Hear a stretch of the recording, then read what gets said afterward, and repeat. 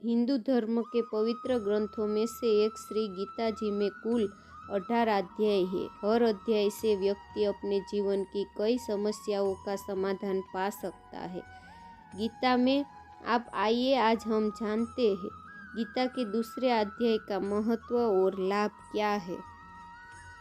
श्रीमद् भगवद गीता के जरिए व्यक्ति अपने जीवन की कई समस्याओं का हल खोज सकता है। दरअसल गीता में महाभारत युद्ध के दौरान कुरुक्षेत्र में भगवान श्री कृष्ण को जो उपदेश दिए थे वह सभी गीता में बताए गए हैं। श्रीमद् भगवद गीता पवित्र ग्रंथों में से एक है। गीता में ज्ञान, भक्ति और कर्मयोग को भी बहुत ही अच्छे ढंग से समझाया गया है। तो आइए हम जानते हैं गीता के दूसरे अध्याय का महत्व और लाभ। श्री नारायण जी बोले, हे लक्ष्मी, दक्षिण देश में एक पूर्ण नाम नगर था।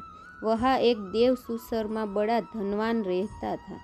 वह साधु सेवा करता था। जब साधु सेवा करते हुए बहुत दिन बीते तब एक बाल नाम ब्रह्मचारी आया, जिसकी सुशर्मा ने बहुत सेवा की और विनय किया कि हे संत जी, कृपा मुझे श्री नारायण जी के पाने का ज्ञानोपदेश करो। तब ब्रह्मचारी बोले, मैं तुझे गीता के दूसरे अध्याय का पाठ सुनाता हूँ।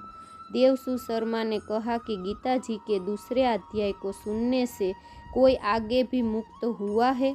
बाल ने कहा, मैं तुझे प्राचीन कथा सुनाता हूँ। एक आयाली वन में बकरियां चराता था और मैं वहाँ भजन करता था। एक दिन रात के समय अयाली बकरी लेकर घर को तला मार्ग में एक सिंह बैठा था। एक बकरी सबसे आगे आती देखकर सिंह भाग गया। तब अयाली ने देखकर बड़ा आश्चर्यचकित हुआ और मैं भी वहाँ खड़ा हुआ था। उस चरवाहे ने मुझे देखकर कहा, मैंने यह आश्चर्य देखा कि बकरी को देखकर शेर डर कर भाग गया। अतः तुम त्रिकालज्ञ हो, यह वृत्तांत मुझे सुनाओ। संत ने कहा, हे अयाली, मैं तुझे एक पिछली वार्ता सुनाता हूँ। यह बकरी पिछले जन्म में डायन थी। जब उसका पति मर गया तब यह बड़ी डायन हो गई। जिस सुंदर बच्चे को देखती उसे खा लेती थी। शेर पिछले जन्म में फंदक था। वह पक्षी पकड़ने के लिए जंगल में गया। ये डायन भी वहाँ पहुँच गई। डायन ने उस फंदक को खा लिया। अब यह फंदक बन गया है, इसलिए बकरी को देखकर उसे लगा कि वह अब भी मुझे खाने आ रही है। तब अयाली ने कहा कि मैं पिछले जन्म में क्या था? संत बोले, तू पिछले जन्म में चांडाल था। तब अयाली ने कहा कि हे ब्रह्मचारी जी, कोई ऐसा उपाय भी है जिसे कर हम तीनों इस अधम देह से छूटे?